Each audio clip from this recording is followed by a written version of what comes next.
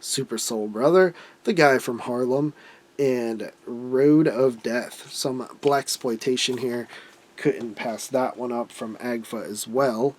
And then we have one of the titles that I was really happy to get actually after I checked it out because it was a lot of fun. It is Yule Log, Adult Swim's Yule Log, which is a really fun, got a cool lenticular cover here, but it's essentially supposed to be like one of those Yule Log fireplace screensavers, and then some stuff starts happening. So it's pretty fun, pretty cool. Really zany and out there, but I enjoyed it. After that, we're going to get into some Vinegar Syndrome titles. We have a VSU here, Congo. We reviewed this on the latest Sin Bin. It's actually pretty fun. I enjoyed it way more than I expected. We got a DeGosser video here.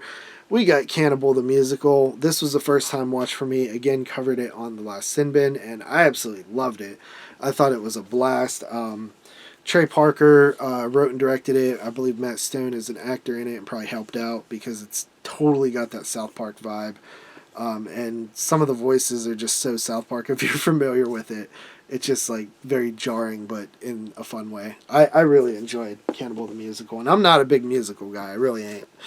Then we have Woman on the Run. This is a VSA. I did not check this one out, but it is a Category 3 film, I believe. So this actually looks pretty cool. I might check this out tonight. I'm going to set this off to the side because I need something to watch tonight. After that, we have a film that I was not a fan of. It is also a VSA, and that is Dow D for Demons. I reviewed this a couple weeks back or a month or so back on Sin Bin podcast, and I did not like it, dude. It was not a good movie. That is a bad example of a mid-2000s film to release. After that, we have Mindbenders, a Canucksploitation type movie. It was alright. Another VSA there. Then we have a really good movie. This was pretty close to making my top 10 this year, and that is Black Eyed Susan. It is a very uncomfortable movie and very awkward, but love the artwork here on that. This is a VSP, and yeah, it was wild, but I really like that movie. All right, after that we have Neither the Sea Nor the Sand. This is a VSL, Vinegar Syndrome Labs, and it was all right. It's like a seaside British thriller that's kind of haunting. It reminded me a lot of Bob Clark's Death Dream, but I think this film may have came out first. This film came out in 1972. Bob Clark's Death Dream was 1974, I believe. But kind of had a similar theme to it. But yeah, it kind of was missing some key aspects. Like the romance thing didn't really work, and it kind of needs to for this type of movie. But it was alright. After that, we have Shanks, which is part of the Cinematograph line, which I'm not a huge fan of. But the last two releases were definitely, I think, fit the line more and were enjoyable. Shanks being one of them. This is a William Castle film. It was a bit too goofy for me, but I do think it's like a cool oddity and worth like kind of checking out. I believe that was the last film he directed too. After that, we have Who Killed Teddy Bear, also part of the Cinematograph line. This was probably one of the cooler releases from them since Little Darlings. It kind of like a noir, like murder film, but it reminded me a little bit of like Black Christmas and When a Stranger Calls with like the obscene phone calls and stuff like that. So, it was all right. It was pretty cool. It has that sort of like sexual panic of the 60s going on there in 1965. Definitely the two of the better releases from that line we got towards the end of the year there, the last two releases. After that, we have Ghost Dance. This is a Native American slasher film. Really cool that it got released. I really enjoyed this movie. I thought it was a lot of fun. Just seeing movies like this, like on YouTube with like a third generation VHS transfer or something, and then going to this like beautiful Blu-ray, it can help a film so much.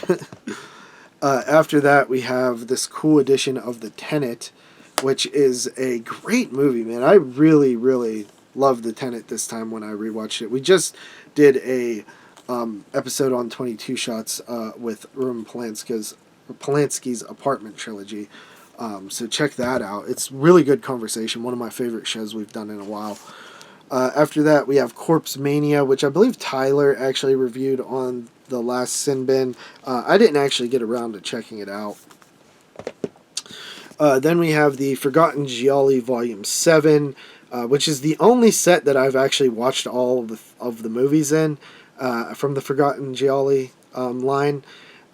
Mystery, Obsession, A Taste for Fear, and Sweets from a Stranger. These movies were really interesting. I liked them more than the rest of the guys. We did review these on the Sin Bin podcast. I liked them quite a bit. Obsession was really awesome. I really liked that one.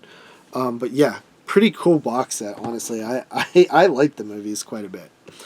After that, we have Looking for Mr. Goodbar. This film, Tyler brought up this point. This film should have been a cinematograph. Like, the concept of cinematograph is like this type of movie. So I think that would have fit in that line really well. But this was a really good movie. Kind of weird and a little experimental, but I did really enjoy it. It's kind of hard to explain, but we did review it. After that, we have a film called Sliver, which has Sharon Stone and one of the Baldwins. I actually like this movie probably more than I should have. It's one of those sexy thrillers of the was this one the 80s or 90s? I can't even remember. Probably 90s, right? Let me see here, because it's going to bug me. Yeah, 93. So those sort of thrillers of the 90s, it's one of those. It's kind of ridiculous, but there's some like cool voyeurism stuff in there and shit. I thought it was pretty cool. Then we have The Keep. Did a whole review on this one as well. At the end of the day, The Keep was a film that everybody wanted released. Unfortunately, we did not get the like extended director's cut version or whatever, but we did get the theatrical version. It's a messy movie, had a ton of potential. It just was not put together the way that it should have been to be a great movie. But happy it finally got released. I like the movie enough. We did a full review on that one too. After that, we have Blood Tracks. Moods reviewed this one. It's pretty fun.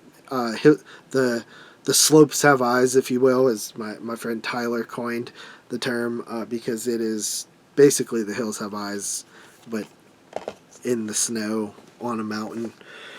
Okay, and then we have the titles that I got in my January package. So more of that stuff. So first up here we have Cinematograph number 13. We have Child's Play. Never seen this movie, but I think I've heard good things about it. After that, we have Cinematograph number 12, and that is Bang the Drum Slowly, which I hear is one of the better baseball movies. I do like sports movies quite a bit, but I'm not sure about this line still. I'm still with it for now, but I don't know if I'll stick with it the whole year if it doesn't get a little bit more interesting. After that, we have the next VSU. They pretty much release like 3 of these a year. This one is Virtuosity. I don't know, this cover and like the presentation looks pretty awesome. I think Tony kind of nailed what he said about this line. It's essentially movies that you would have saw on HBO back in the 90s, growing up, that were constantly on HBO. I think that's a good description of the line. But yeah, the cover looks cool. Looks like it's maybe like some video game stuff or something computer generated stuff or something. I don't know. Then we have Iced, the long-awaited release of Iced from DeGosser Video as well, which I love the DeGosser line. It's one of my favorites, sublines from them. Probably my second favorite, maybe my favorite, depending on how Iced is. Never seen it, but that line has been really fun. After that, we have a VSA. We have Crack House. which looks like a lot of fun. I love how on the back cover, like, these two people's heads are crack pipes. But yeah, seems pretty cool. Some partner label stuff. We got Disembodied from Bleeding Skull. Don't know much about it, but the cover looked kind of cool. Then I got some cheapy titles during the subscriber sales that I had missed out on. Fair Game here from Darkstar. I'm surprised this isn't from Umbrella, actually. But yeah, Fair Game. It's a pretty fun Aussie film. I like it a lot. After that, we have Vortex from Gaspar Noé, starring Dario Argento. I heard a lot of buzz about this from the indie film world and, you know, the art housey type people, saying it was pretty good. So definitely worth checking out. Excited to check out because I love Gaspar Noé. I'm pretty much liked all of his films that I've seen. Then we have Satan's War from American Genre Film Archive, aka AGFA. Pretty cool sub-label. Definitely one of my favorite sub-labels on there. I don't own like a ton of their stuff, but I like the stuff that I've owned. Speaking of AGFA, I did pick up the Blood Aroma Triple Frightmare Volume 1 since I picked up Volume 2, which I never picked this up when it came out. I missed tons of the AGFA titles back when they were first coming out. And I still don't pick up everything, but I figured if I have Volume 1, I might as well get Volume 2. And this one was on like the discounted, I think I got it for like $10 or something. After that, we have Saturn's Core. We have Jacker and Jacker 2, or Jacker and Jacker 2. I don't know, these look weird, but yeah, we'll check those out. Then we have Magnet number 2. We have The Last Circus, which is pretty cool. This movie, I feel like I've seen this before, but I might not have.